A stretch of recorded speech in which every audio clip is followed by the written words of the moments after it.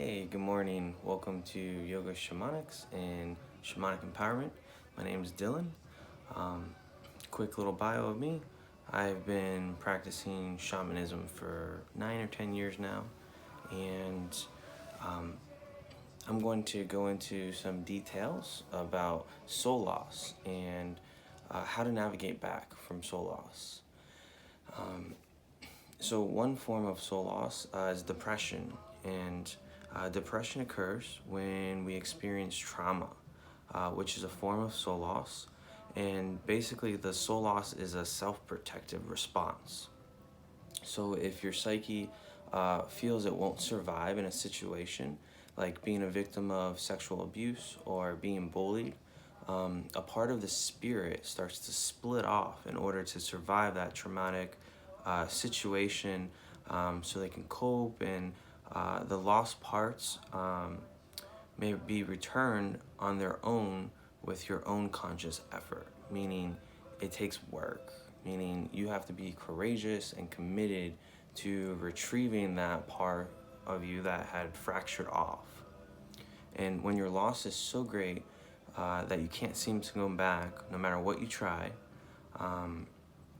you may need some support. You may need some help in recovering this lost essence and guidance into remembering and experience your wholeness. So what a shaman would do or a shamanic practitioner for soul loss, they would do a soul retrieval.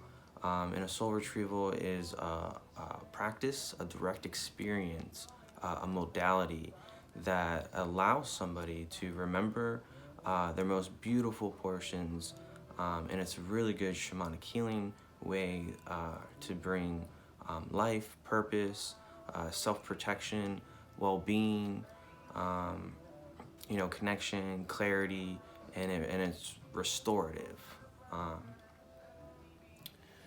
So the soul healing changes your experience, not just for you individually, but for your family, your ancestors, your community.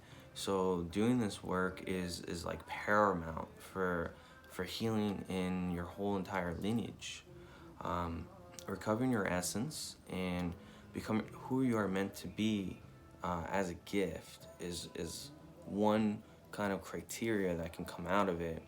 Also, blossoming into your wholeness in itself is a blessing, and also you get to reclaim your power and have the opportunity to release old habits that might be blocking your pathway. So the effects of soul loss can last a lifetime. It can go beyond a lifetime. It could even come into your next incarnations. So somebody who is experiencing soul loss may carry their wounds, their fears, their inability to live well for years. And generations pass on trauma on a cellular level, meaning like you can literally inherit genetically stored trauma. So if you're very empathic, for example, you probably are like, man, I just feel so much, but like, I don't know, some of this isn't mine. And that would be why, probably because it's stored trauma from your lineage. And having a soul retrieval, practicing a form of asceticism, which just means like extreme polarities, and getting the support you need to remember your wholeness, change old habits, and embrace what belongs to you and what's possible.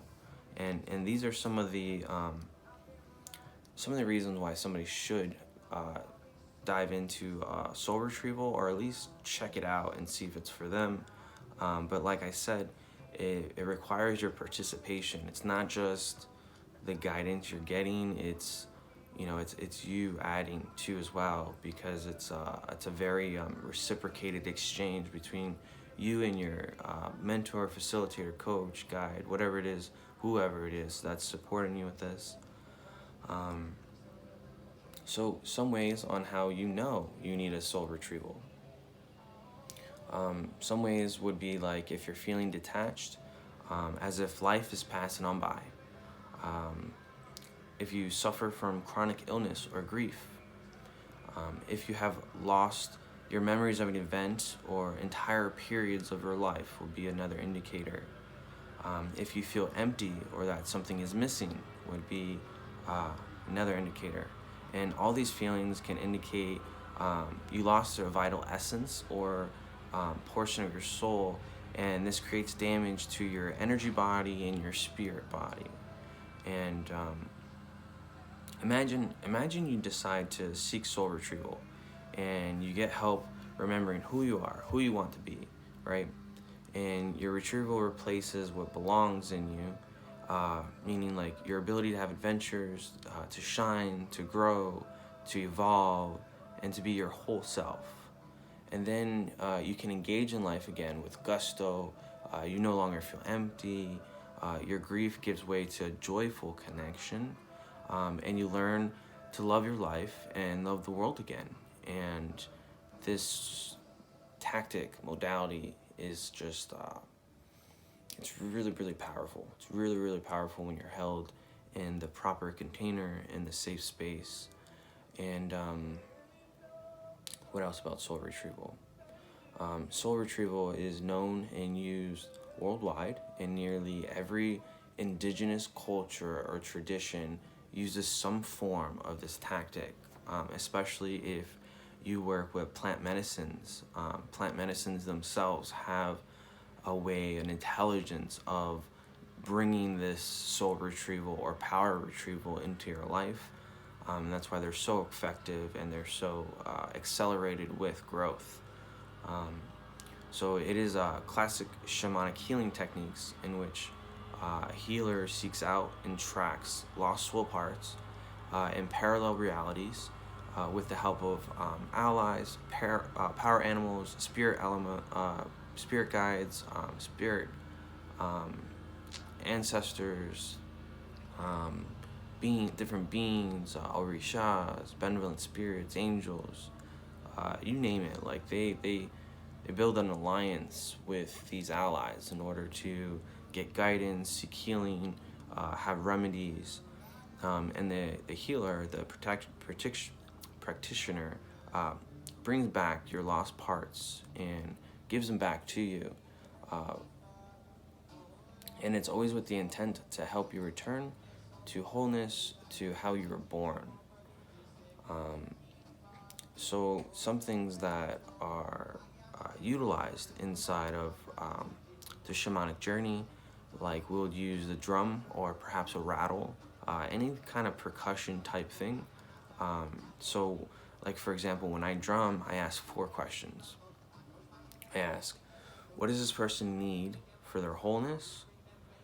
Is it the right time for a retrieval? Am I the right practitioner? And is there any prescription or preparation this person should do in advance? And from my experience of this work, the spiritual realm, the allies, they give these very simple remedies, or homework assignments, if you will. And these homework assignments really, really support what it is that's coming up. You know, it's very personalized, it's super simple, and it engages you in your own healing process from the beginning. It helps you to be ready and open to what is to return to you. When my spirit helpers offer you a prescription, it gives you time to prepare emotionally and spiritually for your retrieval. And then after the session, you have space and time to complete your prescription and decide what you want to do. You know, when you are ready to make a commitment, we schedule your soul retrieval ceremony, and then we'll go through it.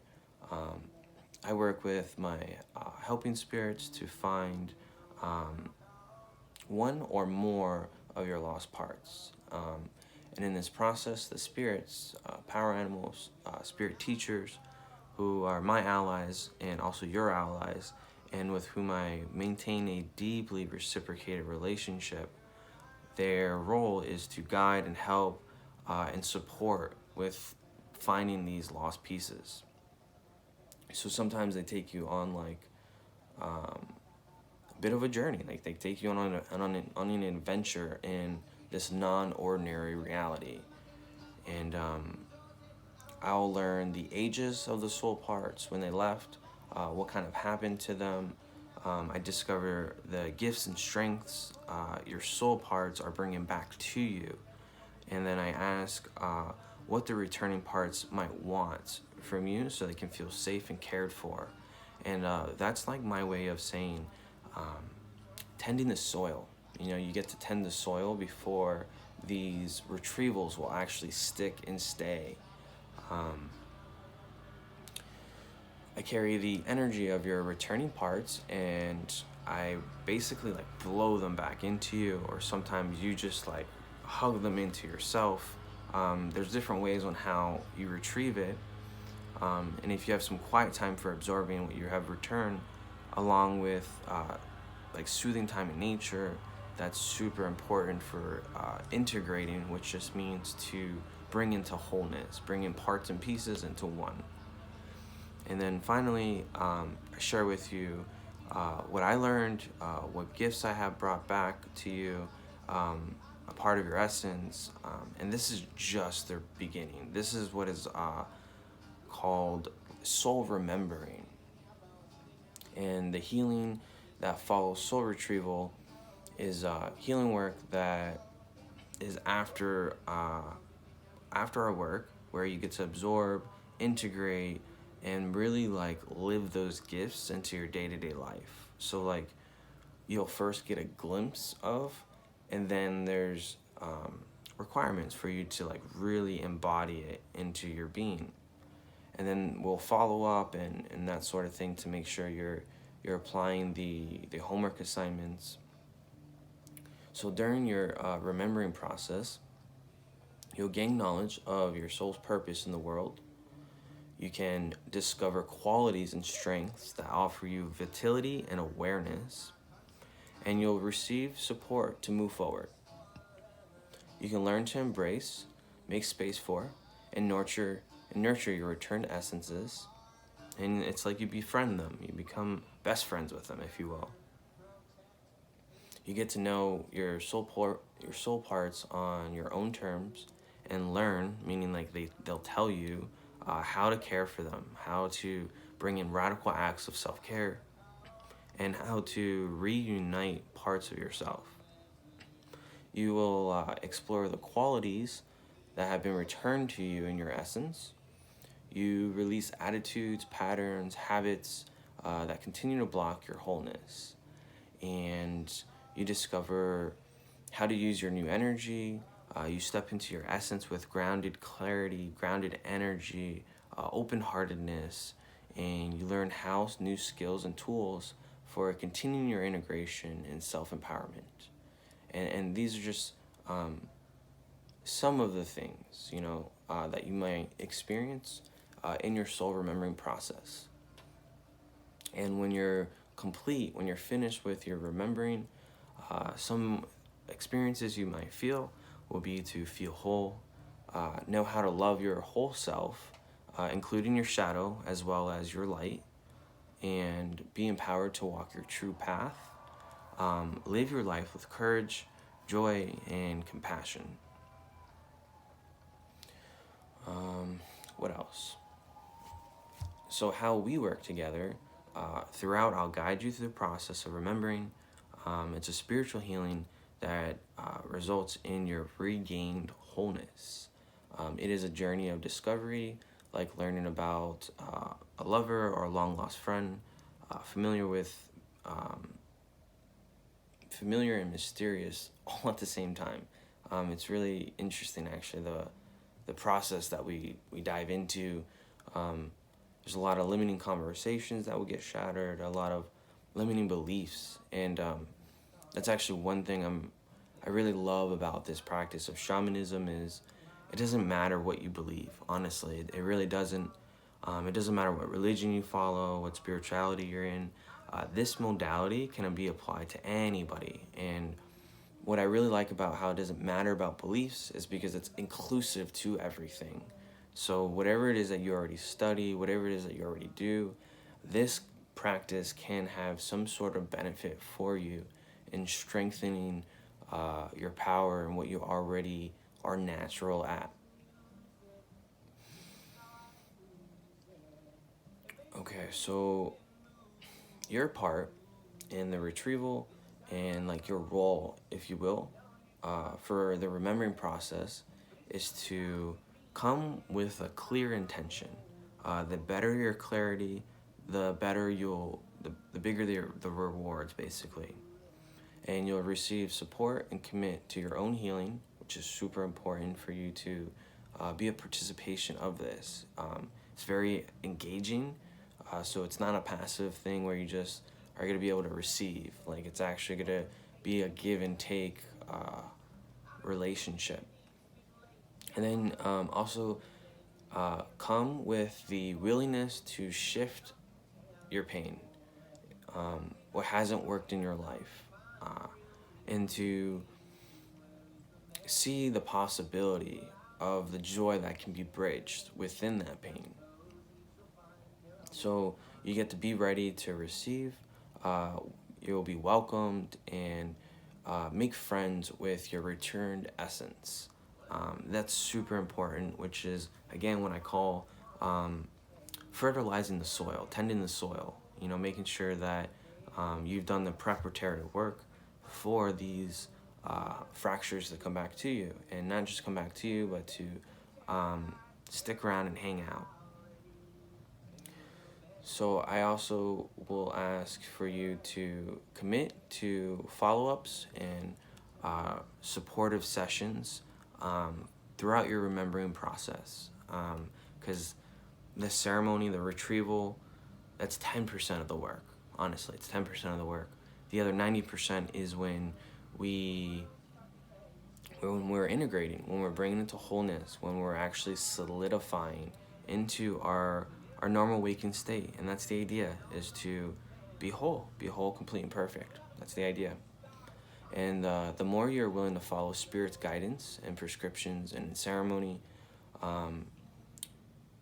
in other words, like, the more you experience, the more you start to perceive differently, the more you gain from the process.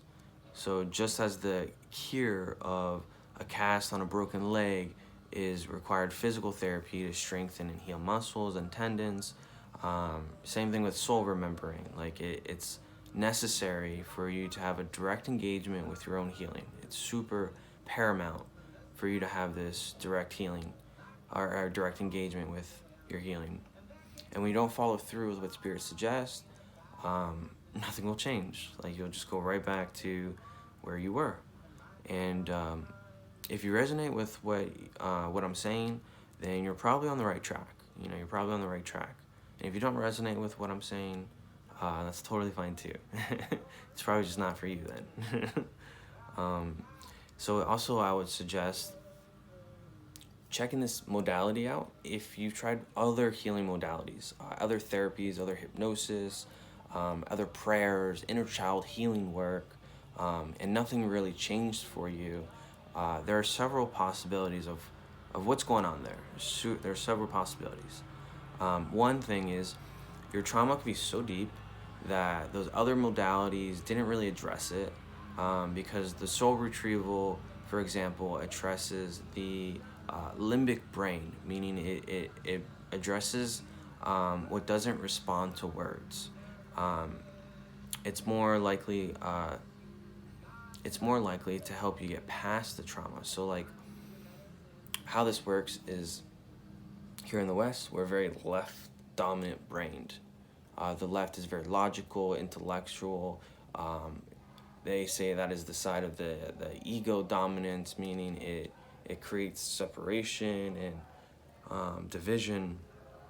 And these practices, what they do, because of the repetitiveness and the percussion of, it quiets the left side and it activates the right side. And the right side is where creativity flows, imagination. This is the side where we feel one with everything. And this is the side that gets activated in order for you to have these experiences that I'm pretty much talking about with soul loss, soul retrieval, power retrieval, and accessing these non-ordinary realities. It's the same feel, or the same frequency you do when you meditate. You meditate, quiets the left side, and it activates the right side, and that's why you feel really blissed out and euphoric. Um, Other possibilities for certain modalities not working for you, um, it could be because part of your healing and part of what you're doing, like you didn't really believe it was gonna get done. Like it could be like you were doing these exercises, but like maybe you're skeptical, or maybe the advice you're getting you're just kind of iffy about. Also, if you're unwilling to commit to yourself, so like if you're not level 10 committed, like full blown all the way, um, then it's not gonna work either, But this is with anything in life, not just your healing. This is with anything in life. If you're not 100% of the time, you're gonna miss the mark. Like you're going to. Um, So with that being said, if you do the same way, show up the same way with this modality, the soul retrieval, power retrieval, which is also called Shamanic Journey, it's not gonna stick. It's not gonna work.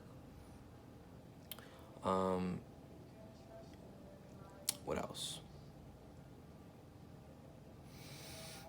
Sorry, I'm just looking at my notes. I had a lot that I wanted to say in this video, in this audio.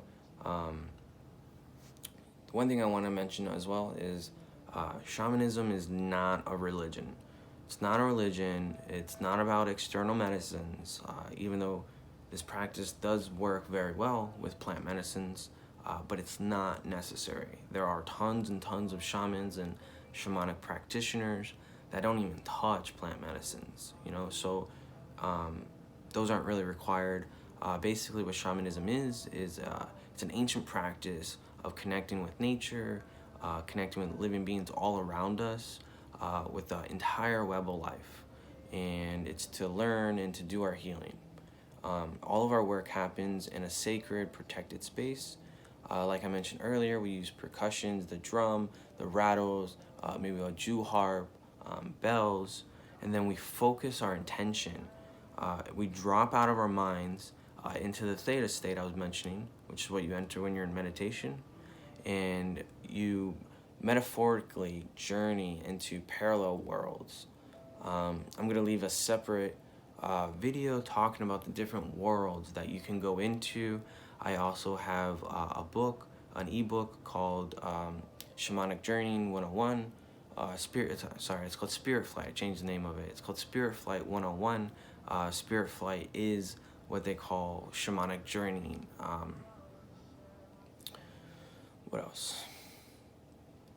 If you are open to the world of spirit, like I said, this shouldn't conflict with whatever religious practice you study, whatever spirituality you're in. If you're open to spirit, this shouldn't have an issue with what you're doing. It's not going to coach you or show you out of what you do unless that is not part of your highest order. Like if you're practicing Christianity, for example, but really you should be practicing Buddhism, I'm just throwing out options. The spirits will kind of coach you and guide you into that. And it'll show you why one thing is more supported than the other thing. Not saying that one is right, one is wrong. That is not actually what I'm saying. What I'm saying is that all of us have our own makeup, and spirit will guide us to what is best in alignment to us so we can be the vessels. We can be the vessels to do the work. And another thing I want to mention, and again, I mentioned it earlier, is choosing your healer, choosing your facilitator, your guide, your practitioner, your coach, so paramount towards being successful and having that synergetic exchange of revival. So I always invite people to trust their intuition, trust your heart. Trust your intuition and trust your heart. Super, super important for this line of work because it always knows. And choose somebody that you feel safe with, you feel secure with, somebody who can support you and facilitate you to discover your power, your strength, your soul's purpose in the world. Look for somebody who will support you to embrace and make space for and learn how to nurture and draw on all the strengths of your returned essences, your healing path. You want to be super, super supported. So the importance of soul remembering, super critical, is to infuse everything with love. Your heart, your words, the story you bring, and your response to the person. Bring light to the whole process so the person can feel what it's like to be accepted, so they can feel what it's like to be loved, and they can be seen in their divine perfection. This process utilizes support so they can experience all of these things, and it's the support that the facilitator brings that will actually create the container, the space for them to go really deep into this work with courage and commitment. And it creates a field of love, basically, like a big field of love that just radiates. And in this field, that's where the safety and the courageousness really stems from. Because love helps people shift. Like, love liberates all beings. And your commitment to support them is super valuable and super important.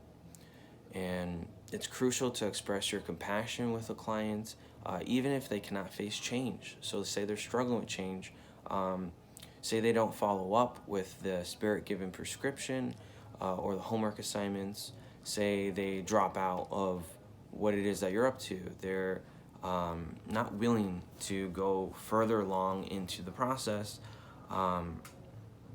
Your job as the healer is just to maximize possibility. Understand that this dropout is a part of their process. So don't get down on yourself. Don't judge them. Like, it is a part of the process. Just show them what's possible. Hold space for them. Believe in each person's essence and guide that individual into a different knowing, a different way of looking at things. My mentor always told me, if you are going to destroy somebody's reality, if you're going to destroy somebody's foundation on how their worldview looks, then it is your responsibility to support them with rebuilding their foundation. So you can't just go around and having people, like, destroy the way they look at life and then not be able to support them. That's a very uncaring way to do it, and it's actually very dangerous to do that, because somebody in that process can spiral out of more control and maybe even perhaps feel like they're losing their mind.